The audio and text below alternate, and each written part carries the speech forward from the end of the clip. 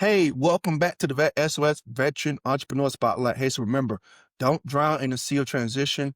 Grab the SOS Lifeline, the VET S.O.S. Lifeline. So the Veteran Entrepreneur Spotlight is proud to be affiliated with the Neil Haley Show and with sponsored by Sperry Point Solution. Sperry Point Solution is a one-stop shop for leading edge products, services, and training for multiple vendors. That includes your AI training to your corporate gifts and so much more. They have everything you need for organizations to thrive in a modern economy. So check out all the valuable offerings at spearpointonline.com. Let's say it again, spearpointonline.com. And remember to use our code VET S.O.S on anything you purchase that will help us continue our mission of improving the lives of those who have served. Hey, so on today's show, we have a special guest. We're sitting down with Mr. Jay Sperry. He's originally from Darby, Montana. He joined the Marine Corps 2 weeks after graduating from high school. He didn't want to take no time off. He said, let me go get it. And as an infantryman, he deployed to Ramadi, Iraq in 2006, sang in Afghanistan in 2010. He has a total of 7 deployments over the course of a 20-year career. He retired back in 2024 using the Skill Bridge program as an intern for the position of COO within Veteran Services Branch. How's it going today, Jay? It's great, Maurice. Thank you for having me on this podcast, man. Absolutely, man. Hey, so let's hop right into the interview, man. So looking Absolutely. back at your transition, you did 20 plus years in the military. Give me the 3 biggest lessons you learned, making that transition from an actual military service member to what we call civilian life. And then how do those lessons shape who you are today? Yeah, absolutely. I think the biggest lesson I learned, in my transition is there's there's so many people out there that are wanting your success. So other people that have served, other veterans that are now in the recruiting space or, are part of other organizations, they're out there to serve you. And I really didn't understand what opportunities were available when I was Mhm, getting out. I was headhunting. I was searching for the best position I could find, for myself, for my family. What do I need to do next? What's my next job description going to look like? How do I build a resume? Right. So, and there was a lot of folks that reached out and inside that veteran community that actually helped me and built my resume for me, or at least helped me. And, mhm, and I always go back to the story I posted about the other day. There was a gentleman by the name of Gary Halstead that worked for Raytheon. I was actually trying to recruit into Raytheon and work for them. Just opportunities didn't align. He's an Air Force veteran as well. And he just sent me a quick link. He was like, hey, maybe this job opportunity is the right one for you. And ultimately ended up where I am today in the COO position for veteran service brands. Never would have expected that another veteran would have, given me the lifeline to find me a good position. So I would say, you know, the service connection between veterans is very, very powerful, and folks are out there to help you be successful. So don't lose sight of that as you transition. Always know that there's availability no matter where you can always have someone to reach out to. I think absolutely. Go the ahead. second biggest one for me was just mission planning, right? Preparation. I think we do really well in the military, especially in the ground forces, ground combat element within the Marine Corps or any other branches. Mhm. There's always excessive planning, detailed planning, and that for me helped my transition into my position today. Uh, Planning, understanding numbers, and then what's our future goals? How do we get there? And then back planning from there. So that's another great experience that I've had. And I would say the last one would just be the ability to communicate. We call it in the military shoot, move, and communicate, but just the Mhm. communication capabilities. And I spent time as a recruiter, and learning and understanding those selling skills, but then also using those to my advantage, not only just in my military career, but as I transitioned, being able to sit down with folks and have a genuine conversation and think forward. So those are my biggest 3.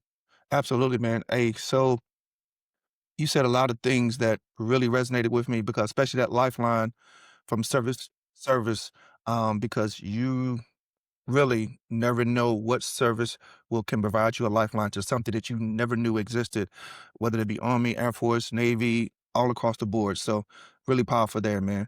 So now take me back to the moment the entrepreneur sparked up for you. Like what was going on at your life at the time that you made you decide, you know, maybe the entrepreneur route is for me instead of going for that safe route, which is maybe a job, contracting, government, because a lot of us retire and go to a government job and contracting.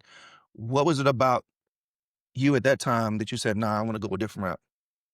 Well, I think for me, as I transitioned into this position as the COO, it was more about what I could do to help other veterans Mhm. in their pursuit of entrepreneurship. And I was actually when I got the message from Gary Halstead, I was actually in San Antonio. I called one of the veteran owners that we have for G-Force parking lot striping of San Antonio, Texas. I met with Jose face to face, and it was his connection with our CEO and founder, Jack, that really intrigued me and said, you know what, this is probably right for me. This is my calling. My wife works in, service for active duty armed forces, both Navy, Marine Corps, as they transition through the Mhm. Wounded Warrior Battalion out here at Camp Lejeune.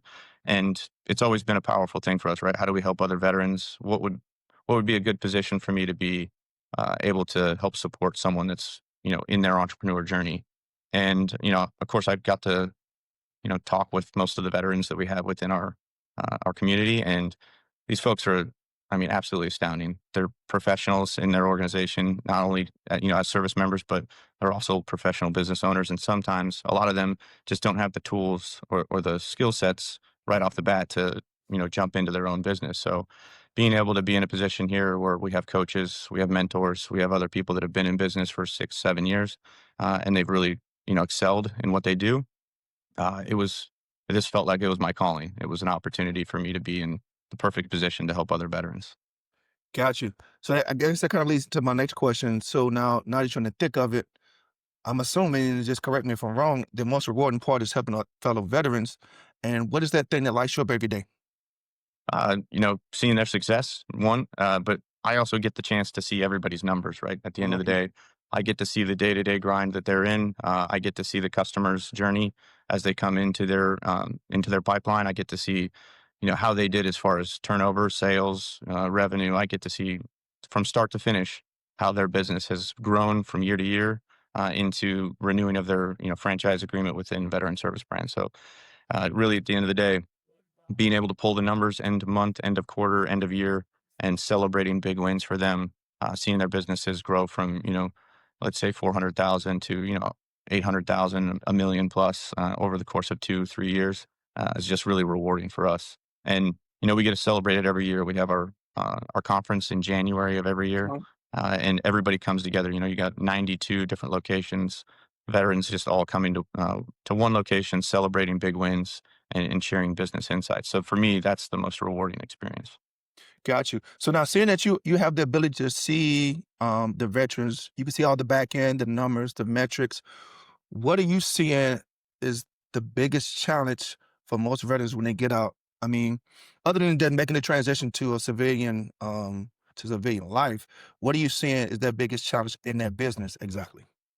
I would say the biggest one by far is stepping out of doing the day to day business. What I mean by that is Mhm. being the owner operator and then stepping aside and allowing someone else to take the reins a little bit, hiring an operations manager, hiring an administrative staff, and then letting go of it. Right. The biggest thing is most veterans, we're very stubborn and we like to do things ourselves. But taking a step back and understanding that you're training someone, you're paying someone to help you run your business. Now it's time to let go and let them go ahead and take the reins and come back periodically and check. And if there's shortfalls, train to those shortfalls, create some kind of SOP. We're used to creating SOPs, right? We do it all the time. We understand what they are, but actually implementing them is one of the biggest things, I would say. Absolutely, man. I mean, us service members, we want to have our hands on everything. We don't want to let things go. So I think that's Right. really powerful mindset that somebody has to have once they make that leap to entrepreneurship. Now, as far as the entrepreneur for you, what's been because we know it's not always sunshine and rainbows. Being an entrepreneur is not the easiest thing to do, especially stepping out on faith and knowing that this is you basically eat what you kill in essence. Um, what's been the hardest or most frustrating part about this journey and how have you dealt with it? Yeah, I would say it's the ebbs and flows, right? At the end of the day, you're going to have some really big ups. You're going to have some Mhm. great months where you're just crushing it. Customers are coming in. You got great leads. Your salespeople are doing their part. They're selling on behalf of your business. You're closing deals. You're finishing projects. You're accomplishing. And then the next month, it just feels like everything goes dry. And for a lot of our business opportunities that we have, for the folks up in the northern states, it's seasonal, right? So they got to kind of crush it for 6 to 9 months, and then they got 3 months where they got to kind of just hold firm and Mhm. getting them to that position where they're comfortable with 3 months of downtime, or working indoors, in warehouses and things like that might, at least hold them over. But I would say the ebbs and flows is the most difficult part. And a lot of people, when they start their entrepreneur journey, they forget about the fact that there's going to be, highs and lows, and they're going to have really good months, and then they're going to have some real big struggle months ahead. And it's okay. Don't lose it. You know, don't lose sight of what your mission, what your goal, what your intent is. It's really understanding that, hey, I'm going to get leads through, electronic marketing or digital marketing, and then Mhm, I'm going to have to also do some of my own brand development, cold yeah, calling folks.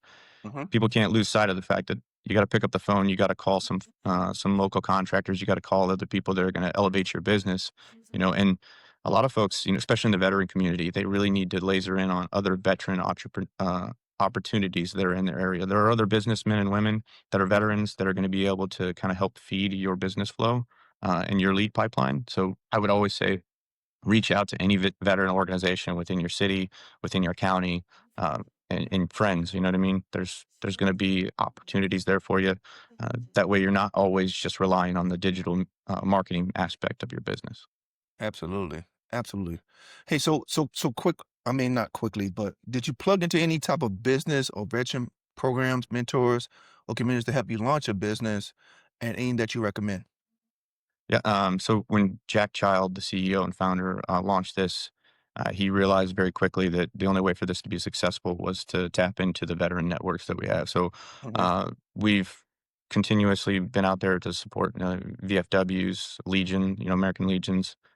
We've also supported a lot of other veteran organizations. The VA is probably one of our biggest, I guess, feeders of our business, right? As far as future franchise locations, because that's where most veterans get the VA newsletter. It's an mhm, opportunity for them to look at entrepreneurship opportunities exclusive for veterans.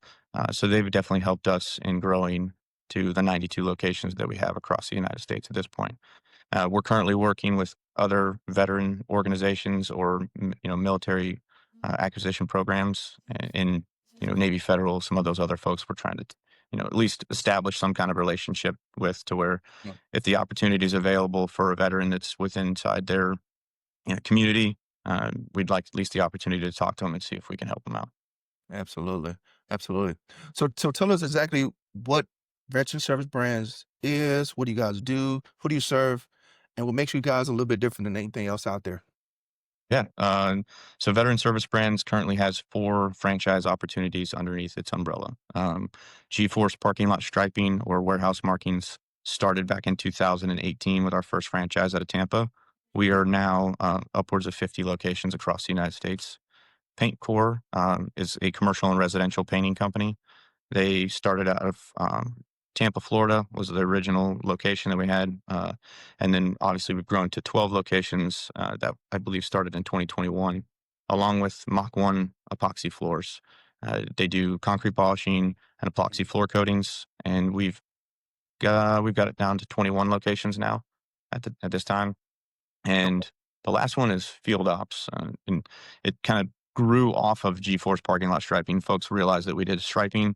They asked if we did field markings as well, and then that transitioned into athletic courts and football fields, you name it. So we have these little robots that go around and they paint football fields and soccer fields and stuff within a couple hours. It's actually pretty neat. And yeah, then, when you're talking about basketball courts that are in community parks, things like that, they need to get resurfaced every couple years. We typically scrape off the top layer and then resurface and then do the basketball court lines, things like that. So what makes us unique is we're veteran exclusive. That's the best part about the organization. You have to be a veteran in order to own a franchise within our system. And we do have some minority owners that are not veterans, basically, fathers, friends, brothers that didn't serve of, some of our owners. The owners, the veteran obviously owns 51%. The other minority owner owns 49%, or however they decide to break it up. But that's pretty much why we're so unique. And, it's built off of trust, right? It's built off of mhm, service, it's integrity, it's pride. And the amount of people that we have, the camaraderie is just absolutely untouchable. I have franchisees that drive 3, 4, 5 states over to come help another veteran franchisee with a major project. We're talking, 100,000 square foot parking lots that you know, need, multiple crews working, day in, day out, for 3, 4, 5 days. Yeah. Big projects, and these guys are willing to drive across state lines to go help each other out. So it's pretty remarkable what we've built. Yeah, that is pretty remarkable. I mean, it just goes back and shows the camaraderie and connection and bond that we have as a service group throughout all the branches. So definitely driving 3 or 4 states over just to help out another service member, that speaks volume to what you guys have built over there.